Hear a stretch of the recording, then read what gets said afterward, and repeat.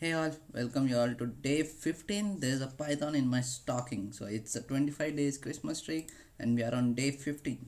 So let's get started. And for this lab, we don't need any kind of deployment or any kind of connection. It's just that we are learning Python or a lab on Python. Have you ever wondered how the elves manages to keep up with the building toys for so many people all around the world? Do you ever got sad and think, with 7 billion people in the world and growing, that means that each elf will be working non-stop to build the toys. They'll never get a break. Okay, so if that's the case, well, I have a good news for you. Thanks for the magic of Santa, elves have machines that can build toys for them. Simply a scripting language. They just need to make a toy and have the script ready. That's it. What is Python? It's an interpreted high level general purpose programming language. Okay. Okay, Python is available in Linux, tryHackMe, Touchbox. Okay, if you are using attack box, it's available in there. Okay, installing and tooling, yeah, everything is fine. So let's go ahead. First, print. It's a simple function. Whatever we gives in comes out. That's it. Now, how to write a function? Yes, we'll use a keyword def and then function name. If there is a return and if it is returning anything, that will be the last line, and we can write as many lines as possible. So that's all about functions. Now a hello world is what we call a string. It's just a text, right? Variables. Now in the section I said string. If I say 1 2 3 to 9, are these sentences? No, they are numbers. Yeah, here we are talking about some data type strings, anything in the double quotes, integer, a whole number, float, a floating point number, list, a list of items, so it might be a list of anything. Okay, and more. Hello is equal to hello. Yeah, we use equal sign as an assignment operators. It assigns a value that is present on the right hand side to the left hand side. Okay, right hand side to the bucket on the left hand side. So this variable is actually called as a bucket, or bucket can be called as a, or referenced as a variable. Now let's say we wanted to add the variable to another variable.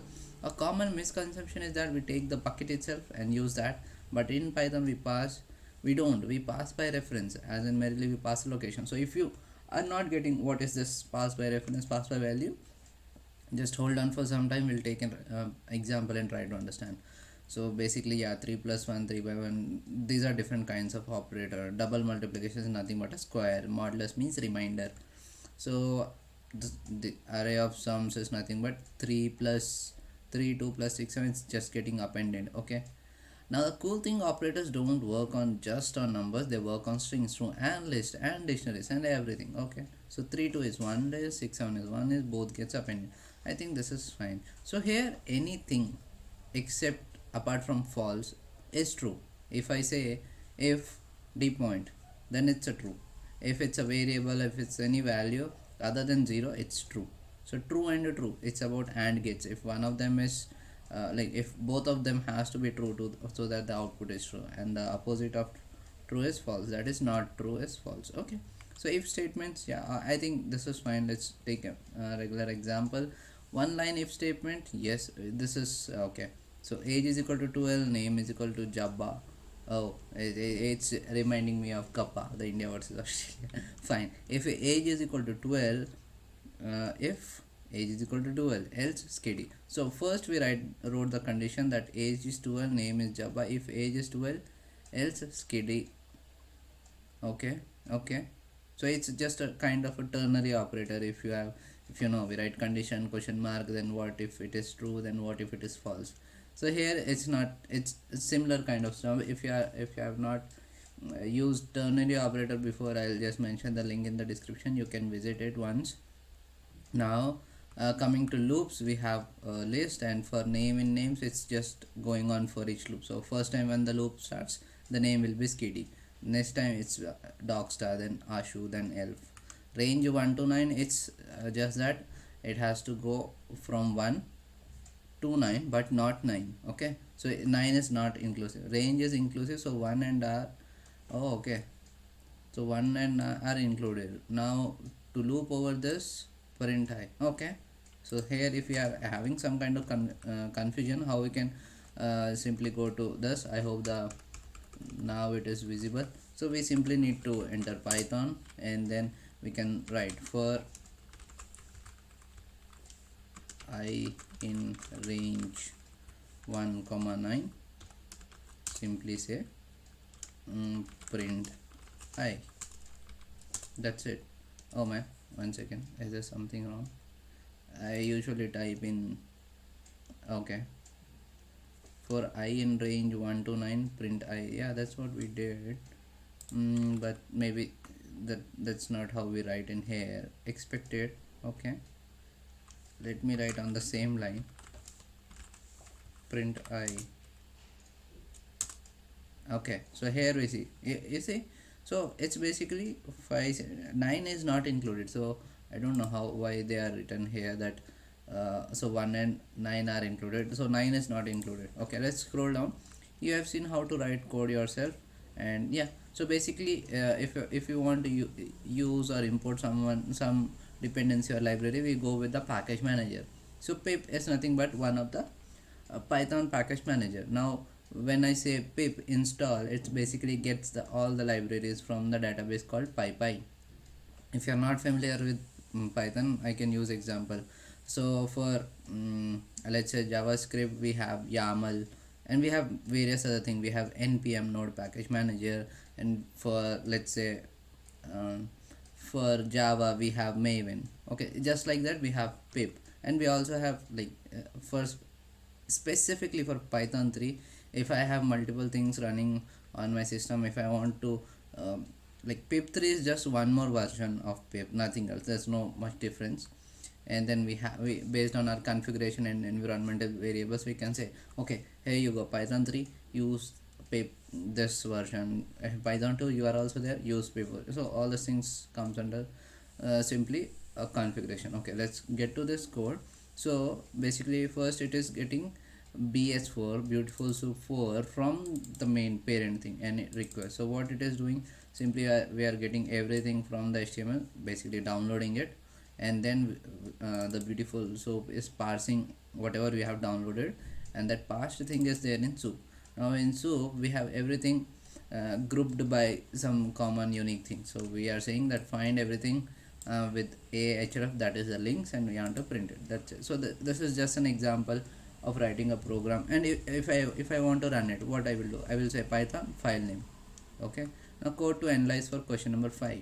Okay, let's see this once we come to question number 5. So what's the output of true plus true? As we know, true, if I want to get the value of true, it's basically 1.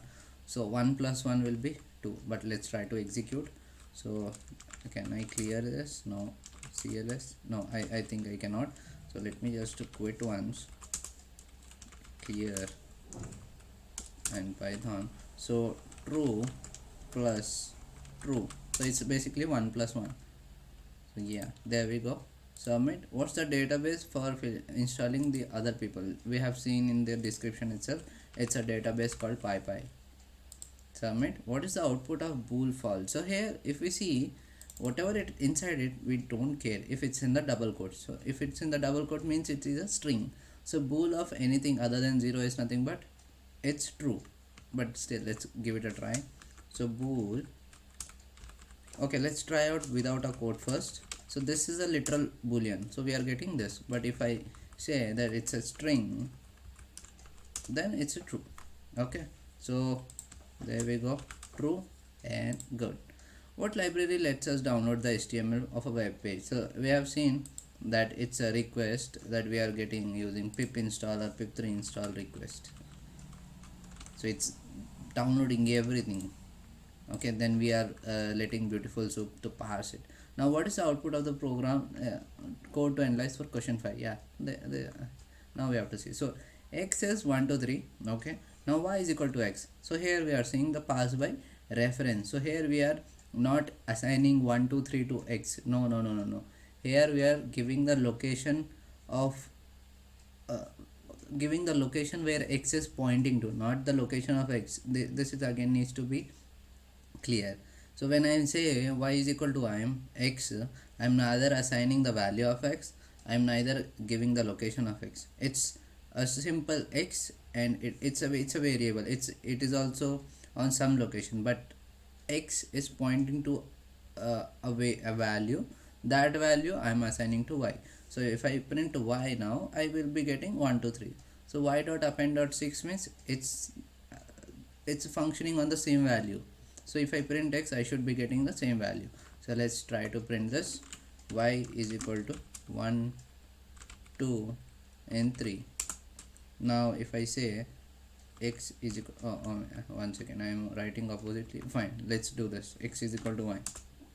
Okay, now if I say print x, just I took y as x and x as y. Okay, so you see x is also getting the same value. Now if I append on y append 6, so it's basically appending to the value to which both x and y are referring. So if I say x, you can see, so as per program x was 1 2 3 and then y equal to x. I think I reversed it, but overall the concept is same.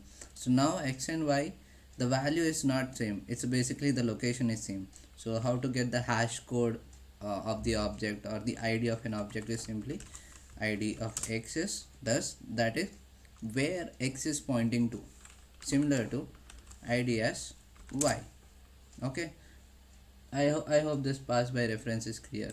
So let's get back to our question. It's basically 1 2 3 6.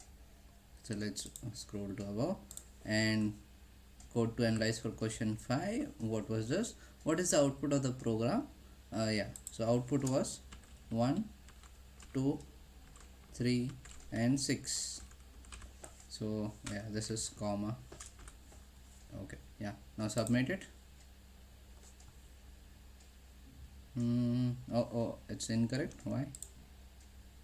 Add spaces. Yeah, okay, so I need to give space here, and this is comma, this is space, and this is comma. Okay, submit. Now what caused the previous task to output the task? It's the pass by reference. I hope the pass by reference is making sense now. So it's a small cute a small lab. There's nothing that we did here. It's just kind of introduction to Python is what we are seeing. Maybe we are going to use it because we generally try to form various kind of what I can say, metapreter connections or shells, or simply a connection with the victim using the Python's library. A lot we see it a lot. Even if we find a simple Python that causes suspicious, okay, is this possible that I can form a connection with the victim? So overall it's just getting a connection or getting a path into the victim. So Python plays really a crucial role, or we have too many libraries for doing that. So this could be useful if we are going to form such connections with the Python.